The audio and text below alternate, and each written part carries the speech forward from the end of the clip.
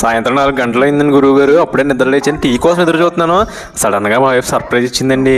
Chicken soup, chicken pakoda తెచ్చింది. నిజంగా shock అయ్యాను నేనైతే. అసలు టీ తేలేదని బాధపడాలి, సర్ప్రైజ్ ఇచ్చిందని ఆనందపడాలి, చాలాసేపు అర్థం కాలేదు గురువుగారు. గురువుగారు ఇలాంటి సూప్స్ పెద్ద పెద్ద రెస్టారెంట్లో టేస్ట్ భలే ఉంటుంది వేడివేడిగా, కానీ రేట్లు మాత్రం దోలు తీరిపోతాయి. 100 నుంచి 150 రూపాయలు తీసుకుంటారు, చిన్న కప్పు ఇస్తారు. అలా ఇంటిగా ట్రై చేస్తేనే అనుకున్న టేస్ట్ రావు.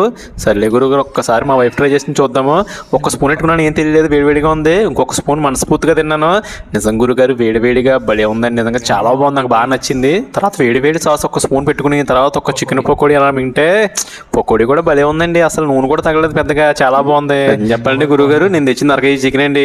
ఈ 1 కేజీ చికెన్లోనే 2 కప్పులు సూపు, పకోడీ, ఫ్రై 3 రకాలు చేసిందండి. చికెన్ సూప్ మాత్రం పెద్ద పెద్ద రెస్టారెంట్లకి ఏ మాత్రం తగ్గకుండా అద్భుతమైన టేస్ట్ వచ్చింది. ఇంగ్రీడియంట్స్ ఏం వాడేవి బాబు అంటే అప్పుడు చెప్పిందండి. చికెన్, ఎగ్, మిరియాలు, chilli sauce, soya sauce, vinegar, tomato, carrot, cornflour, ఇన్ని రకాలు ఉన్నాయంటండి బాబు. గురువుగారు ఎవరికైనా తయారీ విధానం కావాలంటే కింద కామెంట్ చేయండి, మళ్ళీ ఇంకో వీడియో పెడతాను.